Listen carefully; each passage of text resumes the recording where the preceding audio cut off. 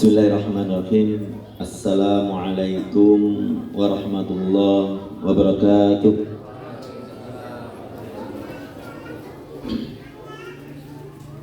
Innal hamdalillah nahmaduhu wa nasta'inu wa nastaghfiruh wa na'udzu billahi min shururi anfusina wa sayyiati a'malina may yahdihillahu fala mudhillalah wa may yudlil falan tajida lahu sabila.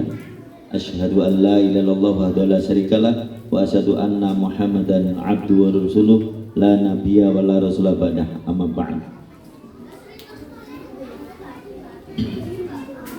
Kepada beliaunya Ustadz kami juga, Ustadz Mahfud dan juga Ustadz Mukim, juga Ustadz Irfan, dan juga para pengurus Gria Quran An-Nur yang semoga senantiasa dalam keridhaan Allah dan semoga senantiasa dibimbing Allah untuk tetap istiqomah berada di jalan Allah SWT. Alhamdulillah, untuk kesekian kali alhamdulillah saya bisa hadir di agenda yang sangat istimewa ini. Saya yang bukan langsung mengikuti pembelajaran di Gria An-Nur saja rasanya pengen nangis. Insyaallah. Apa nggak ngisi sih ya? Saya ini mau ngisi itu berarti mau ngisi itu sampai ini gimana gitu. Nggak tahu gimana saya bisa paham bagaimana perasaan. Terutama Ustadz, mungkin Ustadz pada saat ini memang lulus itu menyenangkan, tapi saya merasakan saya membina STTD Tabarok, dan saya juga di sana mengasuh DKH Ama, juga TK, juga itu kalau yang langsung bersinggungan satu anak keluar itu rasanya Masya Allah ya. Apalagi walinya, anaknya mengungkapkan, wis nggak tahu Ustaz Mahfud aku tak bikin senyum saya. Tapi kalau mau merasakan mungkin Masya Allah. Semoga Allah SWT tetap memberikan kebaikan baik pada beliau sebagai pengasuh, sebagai pioner juga, sebagai bapaknya, ibunya, sebagai pengganti segalanya tentunya bagi anak-anak. Semoga Allah berikan kebaikan yang senantiasa nanti jadi lahan, jadi ladang amal kebaikan di akhirat nanti. Dan kepada anak-anak semoga Allah berikan kemudahan untuk tetap istiqomah. Kadang kita sebagai pengasuh itu senang anak itu lulus, tapi juga takut bisa nggak mereka seperti di pondok. Wali murid juga senang anaknya lulus, masa kan mondok terus kan gitu. Tetapi lulus itu juga beban. Saya juga punya anak Pak yang lulus. Itu pikiran saya tuh sok nek lulus gak ning omah piye iso jogo bener-bener seperti di pondok enggak. Saiki enak iki lho Pak. Enak iki lho Pak Ibu. Ada ini di rumahnya anak-anak, ada ini gitu ya. Kadang itu gitu. Nah kita juga pakai juga sih gitu kadang gitu. Oke, ya Bismillahirrahmanirrahim. Di sini saya mungkin sharing bersama, artinya nanti bukan berarti saya sebagai pemateri di sini menasihati Bapak Ibu semuanya, Ustadz Ustadzah semuanya, namun di sini saya menasihati diri saya sendiri terutama dan pada jamaah semuanya. Di sini saya malah mengajak pada Bapak Ibu semuanya untuk sedikit balik ke satu peristiwa untuk mengingat kembali. Tadi disebutkan di sini siapa Ustadz ya, mungkin yang prosesi ini akan senantiasa terulang terus ya, setiap tahun terulang, dan ini akan menggugah hati terus, memberi semangat, mengharukan, menyenangkan, menyedihkan, itu akan timbul terus dan itu akan terulang terus.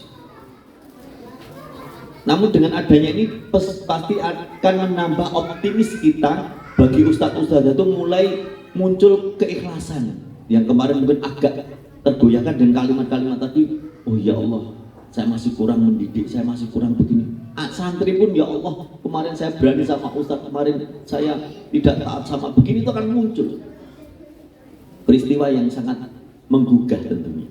Nah, ini saya kembali satu peristiwa yang sangat menggugah kaum muslimin yang belum lama kita lakukan, 1 bulan yang lalu.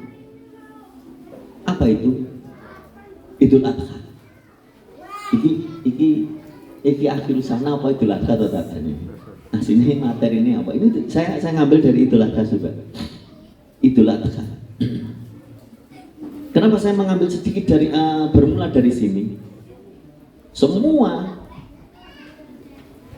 dari anak-anak kecil, orang awam sampai kiai, ulama, pasti setiap Idul Adha ingat 2 tokoh. Siapa? Ismail dan Ibrahim. Pasti. Bahkan anak TK saja ketika ada 9, ini ya sama dengan kisahnya Nabi Ismail. Dulu Nabi Ismail kan begitu, ya kan? Yang artinya setiap tahun pasti manusia, khususnya orang Islam, jangan orang Islam, orang kafir pun ingat itu peristiwa penyembelihan Ismail oleh Ibrahim. Pelajaran apa yang kita dapati di sini? Bagi saya, tentunya Allah tidak tidak hanya persoalan kecil sehingga Allah ulang setiap tahun. Setiap tahun Allah ulang, setiap tahun orang pasti mengingat Ismail dan Ibrahim. Sebenarnya kehebatan apa Ibrahim dan Ismail ini? Ini yang saya ingin saya sampaikan pada jamaah semuanya. Kenapa setiap tahun tidak hanya Idul Adha saja? Di situ ada haji, di situ ada sa'i, kegiatan itu mesti semua teringat. Bagi yang pernah ke sana, bagi yang pernah haji umroh, alhamdulillah Allah takdirkan saya sebelum Ramadan kemarin sempat ke sana. Sehingga ya kalau saya panjang rambut saya panjang terus sini. Jadi kalau mau potong ke sana saja ini. Itu ketika kita di sana, ketika kita menjalankan sa'i, ingat Ibunda Hajar. Siapa? Istrinya Ibrahim, ibunya Ismail. Ketika tawaf, ketika melempar jumroh, ketika melewati hijir Ismail, ketika melewati makom Ibrahim, itu semua ingatan mesti ke sana. Oh Allah, ngapain sih kita suruh ingat Ismail Ibrahim terus? Ini loh yang saya coba renungkan.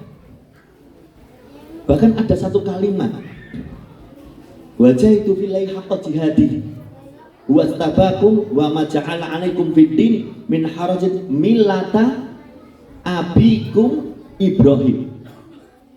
Di sini kalimat millata abikum Ibrahim. Di sini Ibrahim tidak hanya sekedar nama Ibrahim, abikum. Allah menyebutnya abikum, bapak kalian. Ini penting ini. Ini yang akan saya angkat di sini. Persoalannya Pak, kalau kita bahas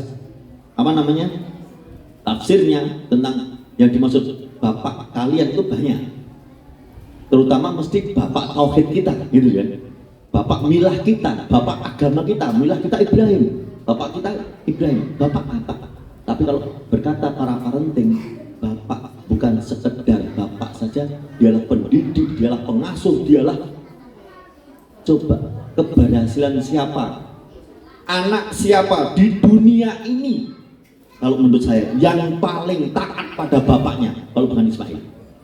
Dibelah loh, dibelah Pak. Bahasanya podo tuh Pak. Jawa kan Solo kan dibelah di leket Pak.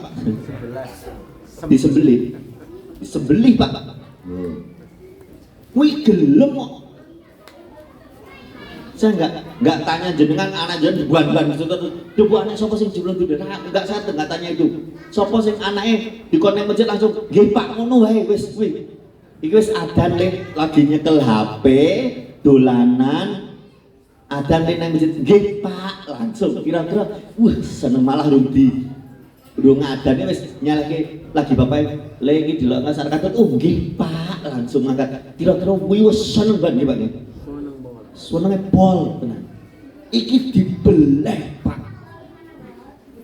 Nggih Pak, ngono. Coba. Ini tentunya penting sekali kita mengingat kenapa Ibrahim dan Ismail selalu diingat-ingat.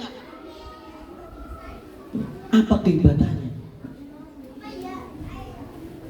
Sampai Allah kalimat di sini abikum, tapi di sini sebenarnya abikum. Setiap tahun pasti kita mengingat Ibrahim. Sekarang coba kita sedikit, kalau kita mau bahas tentang Nabi Ibrahim, Masya Allah banyak sekali.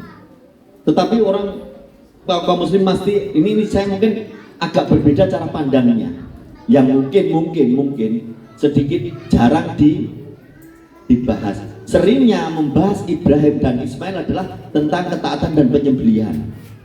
Ketika Ibrahim dibahas tentang ketauhidan, bagaimana hebatnya Ibrahim, gitu kan? Bagaimana hebatnya Nabi Ibrahim ketika dengan gigihnya bahkan di masa remaja, ya masa fata itu umur cah nom-nom, itu Ibrahim sing menghancurkan berhala-berhala itu. Ibrahim sudah berani menghancurkan berhala. Itu kan yang selalu dibahas. Ini saya berbeda, nanti akan saya bahas dari sisi mana kita Ismail dan Ibrahim. Kenapa? Di samping Allah setiap setahun sekali mengingatkan kita secara besar-besaran tentang Ibrahim dan Ismail, sebenarnya kita tidak sadar setiap hari kita menyebut Nabi Ibrahim setiap hari, dan itu satu-satunya Nabi setelah Nabi Muhammad yang disolawati. Ada Nabi yang disolawati? Allahumma sholli ala Muhammad wa ala ali Muhammad kama sholaita ala wa ala ali. Kenapa tidak ada kisah, tidak ada riwayat Allahumma sholli ala Muhammad kama sholaita ala Nuh, kama sholaita ala Musa, kama sholaita ala. Kenapa tidak? Berarti begitu mulianya Ibrahim alaihissalam. Satu. Yang kedua, dan ini kita sebut setiap hari ya, setiap hari sekian waktu. Yang kedua, ada dalam Al-Quran di 3 tempat kalimat uswatun hasanah. Di dalam Al-Quran ada 3 tempat uswatun hasanah. Dalam surat Al-Ahzab ayat 21, laqad kana lakum fi rasulillahi uswatun hasanah liman kana yarjullah wal yawmal akhir wa dzakarallaha katsira. Kalimat uswatun hasanah 3 tempat. 1 Al-Ahzab 21 ditujukan kepada Nabi Muhammad SAW. Yang kedua dan ketiga surat Mumtahanah ayat 4 dan ayat 6. 2 ayat ini bicara untuk Ibrahim dan orang-orangnya, yaitu keluarganya Ibrahim. Qad kanat lakum uswatun hasanah fi Ibrahima walladzina ma'ah. Laqad kana lakum fihim uswatun hasanah. Ini kalimat ini dikembalikan pada Ibrahim walladzina ma'ah. Kembali kita kepada Ibrahim. Dan tadi ayat yang saya angkat tadi, wajah itu fillahi haqqa jihadi tadi, di situ Allah menyebut abikum. Ternyata tidak hanya di situ saja, Nabi Muhammad menyebut abikum juga. Tadi pagi saya ngisi di sini dengan kalimat asbahna ala fitratil Islam wa kalimatil ikhlas wa ala dini nabiyina Muhammad sallallahu alaihi wasallam wa ala millati abina bapak kita.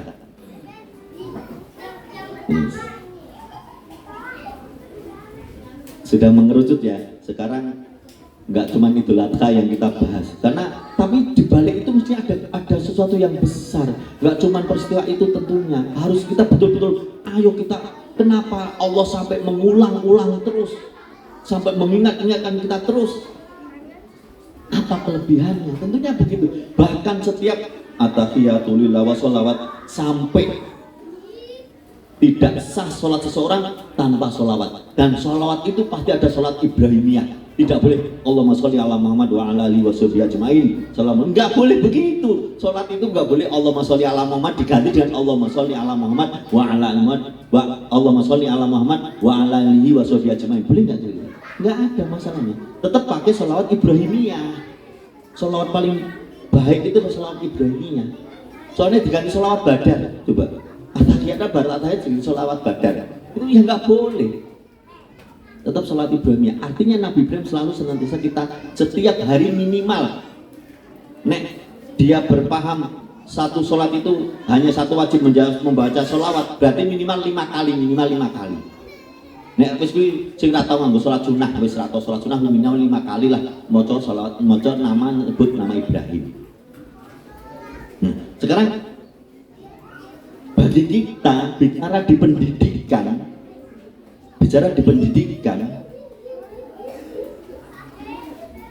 suatu keberhasilan yang sangat, atau satu keberhasilan dalam pendidikan itu tentunya adalah ketika kalimat qurrata a'yun betul-betul terjadi pada anak kita yang menyejukkan mata.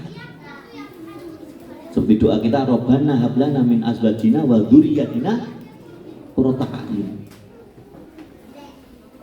Bahkan ini saya selalu menasihatkan anak saya. Kadang ada anak-anak itu yang maaf, dari dia cerdas, pinter, nih apa namanya, untuk menghafal lemah. Ada kan? Menghafal lemah. Akhirnya down. Bapaknya, ibunya menginginkan kamu hafal Quran. Akhirnya dia malah mondok nggak mau, sekolah nggak mau. Kenapa? Aku nggak hafal. Ya ada anak saya yang pintar banget, ada yang enggak. Alhamdulillah Allah beri saya putra 3, Pak. Putra saya 3, putrinya 4. Anak saya 7. Ya, putra saya 3, putrinya 4. Jadi gitu. Itu ya enak sing pinter, enak sing nyenengke banget kan gitu, Pak. Nah, artinya ketika saya ada anak saya down, pengennya keluar dari pondok, kenapa? Ngapal ke angan. Saya bilang, menghafal itu rizki, bisa hafal Quran itu rizki, tapi solehah itu wajib. Solehah itu wajib. Hafal itu rizki. Artinya kalau tidak hafal betul ya tidak masalah, tapi harus solehah. Tapi kalau hafal nggak soleh ya jangan. Hafal Quran jenengan nang masjid meneng wae. Angel lho Pak yo. Bocah hafal Quran ning jeneng gitu. Wah. Hafal Quran rumuadan males hafal Quran dikongkon wong tua wegah. Wong kuwi lho hafal Quran lho kan gitu orang terus ya. Hafal Quran masuk rumah ada yo sik wis sampai dua Allah rasane Bapak Ibu. Maka qurrata a'yun itu lebih penting. Bukan saya meremehkan penghafal Quran, tidak. Sungguh lebih hebat lagi dia taatnya Masya Allah dan hafal Quran rizki. Makanya saya itu rizki, hafal Quran itu satu rizki yang karunia yang bagus lebih. Sedangkan soleh itu wajib, nggak boleh ditawar. Ini nek aku hafal, sahabat tidak semua sahabat itu hafal Quran, tapi semua sahabat Rasulullah, artinya yang kalimat sahabat itu berarti orang baik. Semua sahabat Rasul soleh, nggak ada sahabat Rasul yang tidak soleh, itu munafik nantinya. Yang gitu. Semua sahabat Rasul soleh, Tapi tidak semua sahabat hafal Quran. Tapi bukan meremehkan Gus kira hafal Quran apa-apa, bukan begitu. Oke. Kembali pada kisah Ibrahim dan Ismail. Apa yang kita ambil di sini? Ada satu penyebutan abikum, ya. Wajah itu fillahi haqqa jihadihi wastabakum ma ja'ala alaikum fiddin min harat millat abikum Ibrahim. Kalimat abikum Ibrahim itu juga dibaca pada zikir pagi sore kita. Ya. Tentunya di sini secara tidak tersirat, secara tidak langsung, kalau kamu ingin jadi orang tua, jadilah seperti Ibrahim. Kemarin saya materi itu akhirnya ditanya, terus gimana Ustaz? Tadi alhamdulillah tuh waktunya habis, jadi nggak sampai rampung kan.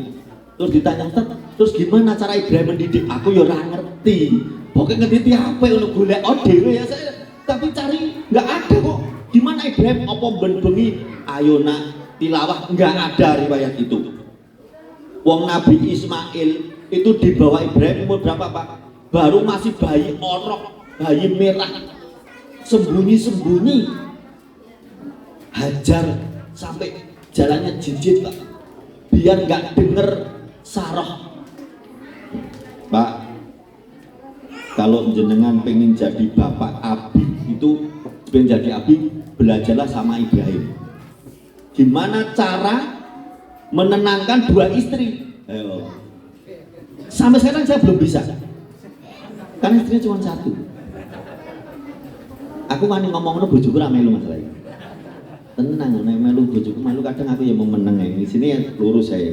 Istrinya solihah ya gitu jalan enak. Kadang begitu, nggak tahu ada sesuatu apa yang menjadikan kita berat gitu. Tapi Ibrahim, ternyata dua istri itu bukan hal yang mudah. Ibrahim, Nabi Ibrahim, istrinya orang soleh solihah itu ternyata cemburu juga sampai akhirnya Allah wajibkan untuk hijrah dari Palestina ke Mekah. Palestina Mekah Pak,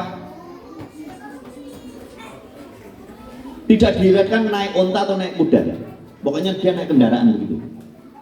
Itu berbulan-bulan sampai di Mekah, hanya mendirikan tenda secukupnya. Selesai itu ditinggal pergi, masih bayi ditinggal pergi. Bu, gimana Bu? Nah, pribon, titip bapak sih penting aku. Nah, itu. Nek saiki Pak, ditinggal ngaji loh. Mulai jam 10 punjul sithik ngaji apa to jane? Jam 9 lagi mulai bengi lho, ngaji terus. Ndek ini kajian, iki kumpul, iki majelis. Jane iki sing dibahas apa? Bengi nang omah. Saya tuh ya kadang heran. Istri Ikhwan itu kadang suaminya kajian protes.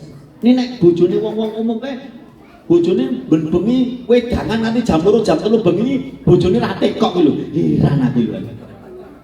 Kok iso lho. Ini mendudukkan wanita-wanita soleh. Soleh itu ternyata ada ilmunya juga. Nah, ini Ismail tuh kapan didiknya? Kok bisa seperti ini? Kapan didiknya? Nggak ada ceritanya Ibrahim setiap sore memurojaah Ismail. Nggak ada. Ismail setiap 1 bulan sekali setoran hafalan. Nggak ada. Bahkan riwayatnya apa? Kecil ditinggal, kemudian masa remaja datang, tiba-tiba malah aku ngimpi beleh kowe le piye le. Alah papa ngimpi dibalik nek wong saiki ya. Tapi kalau beliau tidak, ya abatif al-madhumah, laksanakan di bapakku apa yang Allah perintahkan. Laksanakan apa yang Allah perintahkan. Semoga kau dapati aku orang-orang yang termasuk golongan orang yang sabar, orang yang soleh, orang yang sabar. Coba pendidikan model mana? Ini yang perlu kita garis bawahi. Pendidikan yang model mana sampai bisa seperti Ismail? Ya, Jadi sekarang tadi saya giring betul, pertama kisah penyembelihan, yang kedua muncullah uswah, dan ternyata Allah sudah menjadikan uswah kamu itu, suri toladan kamu itu, kalau dalam Al-Quran seakan-akan bahasa saya itu suri toladan kamu yang terbaik itu hanya dua tokoh ini, Muhammad Rasulullah SAW sama Ibrahim dan orang-orangnya. Dan perlu kita pahami, sholawat Nabi itu bukan hanya untuk Nabi pribadi. Allahumma sholli ala Muhammad wa ala ali Muhammad. Dan termasuk kemuliaan Ibrahim adalah alinya Ibrahim, keluarganya Ibrahim adalah soleh semuanya. Keluarganya Ibrahim soleh semua. Tidak, seakan-akan jarang yang Allah sampai detailkan keluarganya seperti kisahnya Ibrahim. Nabi Musa mungkin istrinya mana nggak ada, nggak sampai kita dengar. Yang ada malah Nabi Nuh sebagai contoh istri dan anak yang tidak taat.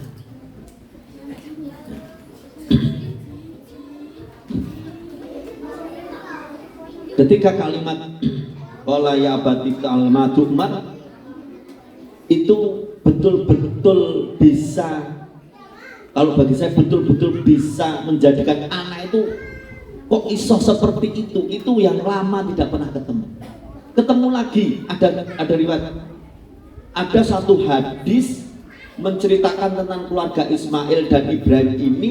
Hadisnya itu kalau di kitab ini, di hadis Bukhari itu dalam cetakan yang tahun itu sampai 8 halaman satu hadis itu. 8 halaman, 6 sampai 8 halaman. Ada yang menyebut sampai 6, ada yang sampai menulis 8 halaman. Panjang sekali tentang hadis tentang Ismail ini. Di mana tentang berangkatnya Ismail dari Palestina ke Mekah sampai dia di sana sampai besar, sampai mendirikan Ka'bah. Itu ada kisah khusus itu. Dan di situ juga tidak diceritakan bagaimana Ibrahim mendidik anaknya menjadi seperti Ismail. Nah kita ini pengen Allah menjadikan kita itu loh uswahmu Ibrahim. Nah terus gimana caranya gitu? Sedangkan kisah-kisah hanya seperti itu. Allah jadikan pada kita uswah kamu Ibrahim sama Rasulullah. Kalau ke anak-anaknya seperti ya, kalau anak Rasulullah kan masih kecil, yang dewasa, yang sampai dewasa hanya yang putri-putri. Ya. Sedangkan ini betul-betul contoh yang nyata, Ismail sampai disembelih pun siap. Nah, bagaimana cara kita mendidik Ibrahim menjadi Ismail? Ternyata sesuai dengan ayat-ayat Allah. Meskipun tidak pernah ketemu, ini yang perlu kita pelajari. Tidak pernah ketemu, bahkan beda ketemu kita dengan anak kita. Kita setiap sore ketemu, pagi hanya berangkat kerja, setiap sore ketemu. Kuye anak di konje angel kan gitu. Kadang ada alasan istri itu loh, goro-goro Abi sering keluar rumah, anak nggak pernah di sinaoni, masa sama Umi terus. Ya beda kalau sama Abi, coba Abi yang didik, nah gitu. Ini Ibrahim malah nggak pernah begitu. Ibrahim nggak pernah ketemu ketika masa remaja suruh nyembelih. Ketemu lagi kapan? Nggak ketemu. Kapan? Ketika saking nggak pernah ketemunya Ibrahim sama Ismail, sampai Ibrahim datang ke Mekah nggak ketemu, hanya istrinya sudah nggak ada. Di sini siapa ini? Loh, kamu siapa? Saya istrinya Ismail. Loh, kok istrinya Ismail? Berarti Ismail harus nikah. Ngerti diundang. Aku diundang ya. Rakon isi. Ismail nikah, Ibrahim ngerti loh. Bapak ngerti. Tapi bagi orang tua bukan masalah nikahnya. Coba dicek istrinya, bicara begini-begini, ini nggak solihah. Wah gitu dok. Bilang sama Ismail, suruh ngantai palang pintunya. Oh iya, pulang. Ismail pulang. Pak, yang tadi ada tamu. Siapa? Ciri-cirinya begini-begini. Ini loh. Kok dia langsung ini bapakku? Padahal bertahun-tahun nggak ketemu. Kok bisa? Dari segi suaranya segininya yakin bapakku. Apa pesannya? Dia pesan ganti palang pintunya. Oh, aku suruh menceraikan kamu. Taat, ya taat Pak. Memang nikah itu tanpa cinta, ya dengan cinta, tapi kecintaan dia ketaatan pada bapaknya lebih tinggi, lebih membenarkan bapaknya. Istri yang dia cintai pun sudah, saya minta maaf, saya harus ceraikan kamu, diceraikan, ganti palang pintu. Jenengan hati-hati Pak nih ngomong karo putra nih jenengan, ganti lele palang pintu aja ngono, itu langsung ganti masalah loh, ganti masalah. Ini bahasanya Ibrahim loh ya, bahasanya Ibrahim. Jangan terus neng omahe dolan neng mantune lang, wah lele baik ganti palang pintu mulai ngono, beda masalah nanti. Ya. Istrinya ndelani model mudeng kuwi, mangsane aku. Nah, malah dadi. Coba. Nah, kok bisa sampai seperti itu? Ternyata kuncinya meskipun tidak pernah ketemu, Allah sudah berfirman walladzina amanu wattaba'tuhum dzurriyyatahum biiman alhaqna bihim dzurriyyatahum di dalam surat At-Tur. Orang-orang yang beriman dan diikuti oleh keturunannya dalam keimanan kami pertemuan mereka dengan keturunannya. Para mufasir menafsirkan ayat ini mengatakan bahwasanya seorang yang alim akan menjadikan keturunan juga alim. Nah, bahkan kalimat ulama mengatakan solahul aba sababul lisolahil abna. Kesolihan orang tua itu akan menjadi sebab solehnya anak-anak kita. Tapi jangan ini ayat ya, ini apa namanya, ini kalimatnya. Sedangkan peristiwa Nabi Nuh itu juga itu sebuah ujian tentunya. Tetapi ini salah satu, termasuk ini juga ilmu matematika. 1 + 1 itu 2. Bapak yang soleh, dia punya anak yang soleh tentunya. Kok tidak soleh berarti bapaknya juga pernah tidak soleh. Mungkin begitu. Tapi kalau Nabi jangan disamakan begitu. Kalau Nabi tidak boleh begitu. Karena Nabi memang digunakan untuk ibrah, untuk hikmah kita. Bukan kita mengatakan berarti Nabi Nuh enggak boleh begitu kita. Enggak boleh begitu. Tapi di sini ternyata meskipun tidak hadirnya Ibrahim di situ, tetap bisa menjadikan anaknya jadi soleh. Bahkan Sa'id bin Musayyib itu berkata pada anaknya,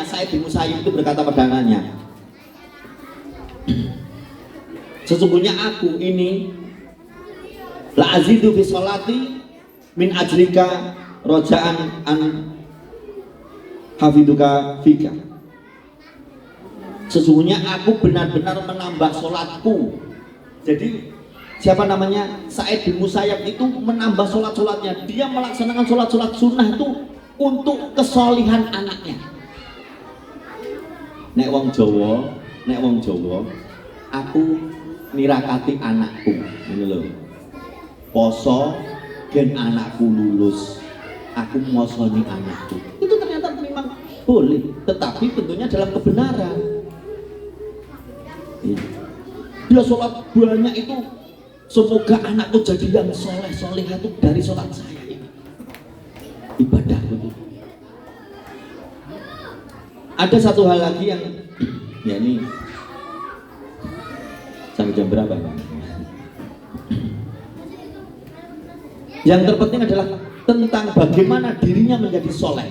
Itu harus karena kuncinya menjadikan anak soleh itu orang tuanya soleh.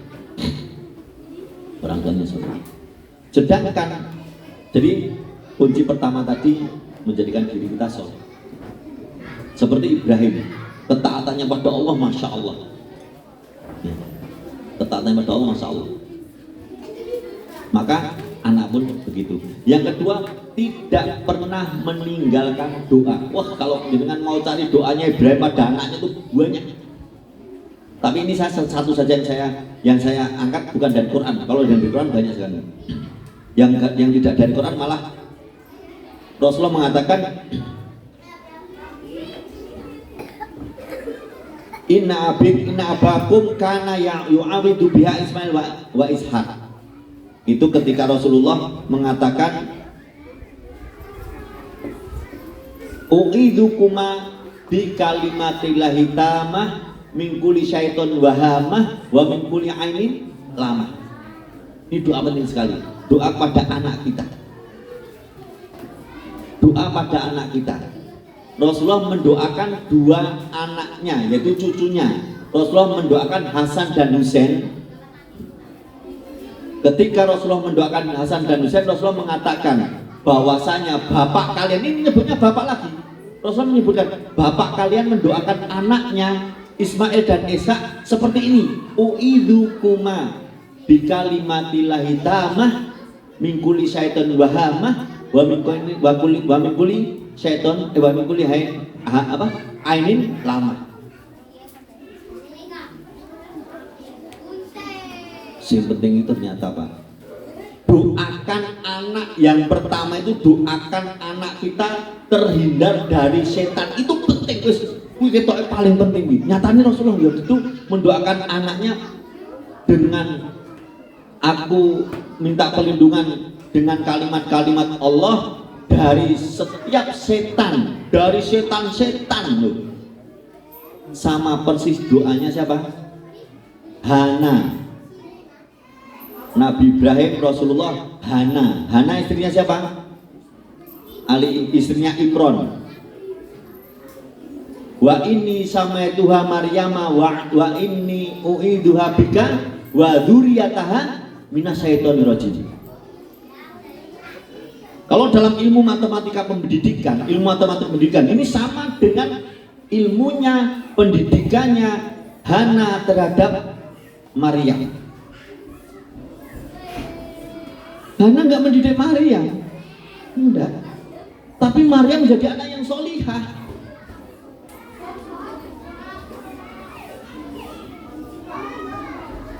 Intinya apa? Doakan dia jauh dari setan. Itu ternyata pertama. Wasamaituha Maryam. Maryam itu kalau dalam bahasa Ibrani pernah saya cari, Maryam itu artinya hamba Allah. Dalam bahasa Arabnya itu Abdullah. Kalau laki-laki, Maryam itu untuk perempuan. Aku beri nama dia Maryam. Aku beri nama dia Maryam, dan aku mintakan perlindungan dia dan keturunannya dari syaitan yang terkutuk. Jadi anak-anak kita nek terhindar dari setan itu penting, iso yakin soleh wis. Sing marahin asale kan setan toh. Iki ya setan toh, ngono lho maksudnya. Nah, supaya anak itu bisa terhindar dari setan, doakan dia supaya terhindar dari setan. Tapi satu juga, jangan bapak ibu membawa setan ke rumah. Atau diri kita ada setannya. Kita mendoakan ya Allah muga-muga anakku terhindar dari setan. Kita sendiri nggak bisa menghindari setan. Santai adan ya santai, sholat ya santai. Ini gimana? Setannya saya sendiri gitu loh. Kita memintakan doa pada anak, meminta doa pada anak kita, memintakan pada Allah supaya terhindar dari setan. Kuncinya jauhkan diri kita dari setan juga, Pak. Terus jenengan serahke karo Ustadz Mahfud karo Umi. Selesai? Belum. Kenapa? Itu kecuali kalau dalam ayat berikutnya itu ya. Fataqabbalaha biqabulin hasanin wa ambataha nabatan hasana. Dalam surat Maryam itu, dalam surat Al-Imran itu, ketika kisahnya Maryam itu, ketika doanya, ketika amalnya Hana diterima Allah, fataqabbala, ketika Allah sudah nerimanya, seperti doanya Ibrahim, kalau sudah diterima, amalnya Ibrahim diterima, nanti yang menjadikan soleh solihah itu Allah, bukan kita. Kemudian di sini ditungguin Ustadz Mahfud, semisal Ustadz Mahfud wolulas neng kene nungguin murid loro tok. Dene Allah tidak memberikan kebaikan, ya tadi. Dan kebaikan anak itu tidak jauh dari doa orang tua. Lah nek doane orang tua sampai enggak, lah tadi itu wong tuane ya terhindar setan enggak, mintakan, tapi doane orang tua masih terhindar, enggak terhindar dari setan. Bawa rezeki yang kadang subhat, menunda waktu sholat, ya. ada fasilitas tidak digunakan untuk amal soleh, itu mungkin juga menunda doa kita.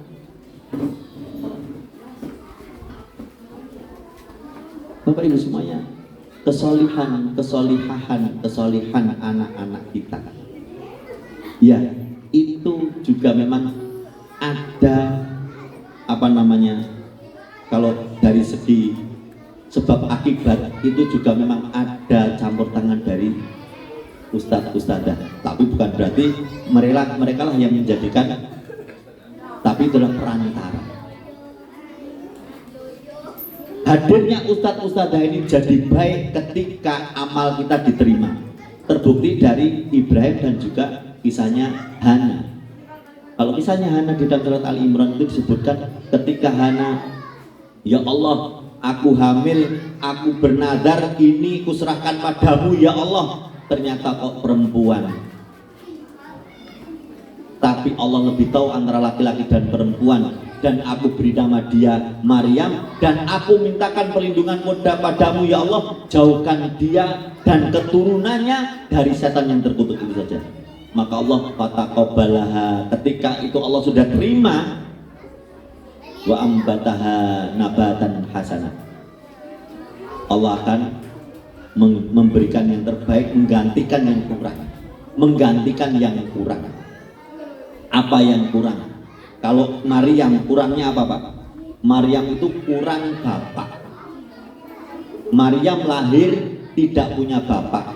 Maryam itu anaknya Hana, Hana itu istrinya Imron. Imron sudah meninggal, jadi Maryam itu lahir tidak punya bapak. Tapi yang gantikan Maryam siapa? Yang gantikan bapaknya Maryam siapa? Zakaria. Maka Allah gantikan hadir dia Zakaria. Kalau kita, kurang kita apa Pak? Saya sebagai wali murid, kurang kita apa? Kurang kita mendidik nggak bisa. Waktu kita nggak bisa, maka muncullah Allah ganti. Adanya Ustadz Irfan, adanya Ustadz Mukim, adanya Ustadz Mahfud, itu pengganti. Itu Zakaria. Itu hebatnya Allah mengambil Imron, orang soleh. Imran Masya Allah orang soleh, diganti siapa? Ketika Allah menerima doa, menerima amalnya Hana, Allah tidak hanya mengganti tapi menjadikan yang lebih baik. Zakaria itu, ya kalau kita tanya Zakaria dan Imran tinggi mana derajatnya? Ya Zakaria, karena Pak Zakaria nabi. Imran bukan diangkat jadi nabi, bukan. Zakaria itu nabi dan rasul. Allah ganti yang lebih baik. Seperti kalau doa kita diterima, Allah mengganti pendidik kita, bukan kita lagi, tapi siapa? Ustadz Mahfud, lebih mulia dari kita, lebih baik dari kita. Ustadz Mukim, lebih pintar dari kita, lebih mulia, begitu.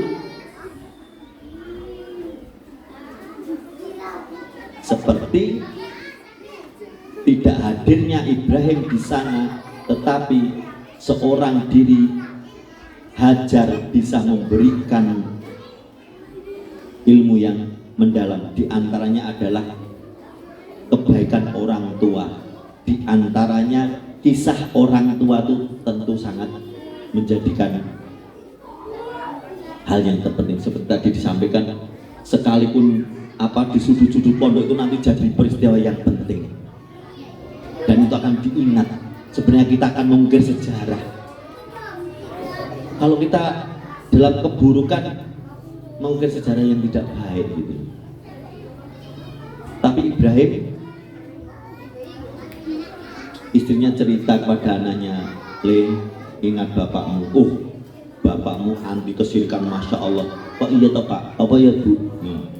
Dek ben sing hancur ke patung kayak sopo gitu. Gitu. Lah sing gawe sopo malah gitu. Oh kan dari kan sing gawe bapak malah gawe patung to Bu ngono kan malah ngelokro mau beribadah. Lah sing gawe masjid ben bapakmu mosok ora ada masjid.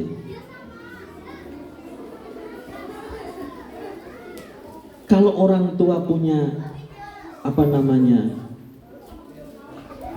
kisah yang di situ tentang ketaatan pada Allah, saya yakin akan memberikan masukan yang baik. Pada sadaqullah,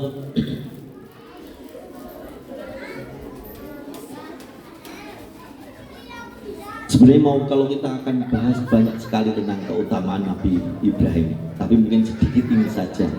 Yang terutama, kalau mari kita bisa jadikan anak-anak kita seperti Ismail, jadikan anak-anak kita seperti Ismail, maka anak-anak pun, ini yang untuk anak-anak, jadikan diri kalian seperti Ismail yang tidak pernah membantah kepada orang tua kalian selama perintah itu sesuai dengan syariat Allah.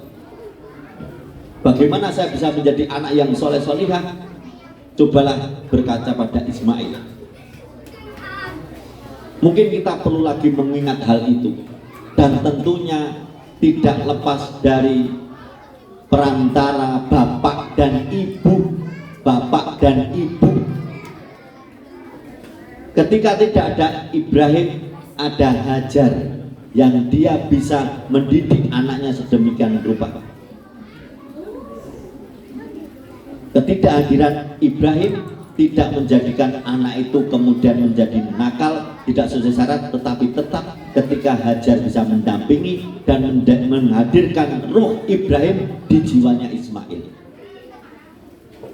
Tetapi di balik itu semuanya ada dua hal. Yang pertama adalah kesolihan Ibrahim sendiri sudah Allah nyatakan sedemikian rupa, bahkan dia termasuk salah satu yang diangkat menjadi uswah bagi kita. Khalilullah, Abul Anbiya, banyak sekali predikat dia. Yang kedua, doa terhindar dari setan. Banyak sekali doa anak Ibrahim, tapi salah satu doa yang terpenting itu adalah doa terhindar dari setan. Karena coba kita lihat, kalau anak kita terhindar dari setan sudah enak gitu sebenarnya. Yang menghancurkan kita semua kan setan kan. Jadi gitu, kalau kita dalam salah ini setan itu aja kan ya, nggak apa-apa, jangan kita, ini setan gitu. Tapi jangan sampai hadirkan setan pada diri kita.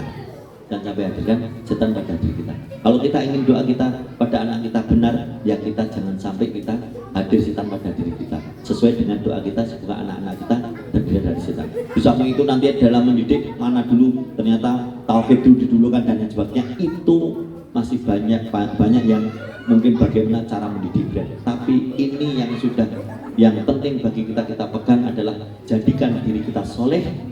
Insya Allah akan ada imbas pada anak kita. Dan jangan lupa doa terhindar dari setan, seperti doanya Rasulullah pada Hasan dan Husain, seperti doanya Ibrahim pada Ishak dan Ismail, seperti doanya Hana pada Maryam. Ini yang dapat saya sampaikan, semoga bisa menggugah kita dan betul-betul berharap anak-anak kita menjadi anak-anak yang soleh solihah sesuai dengan harapan kita. Rabbana hab lana min azwajina wa dzurriyyatina qurrata a'yun waj'alna lil muttaqina imama. Alhamdulillah. Assalamualaikum warahmatullahi wabarakatuh.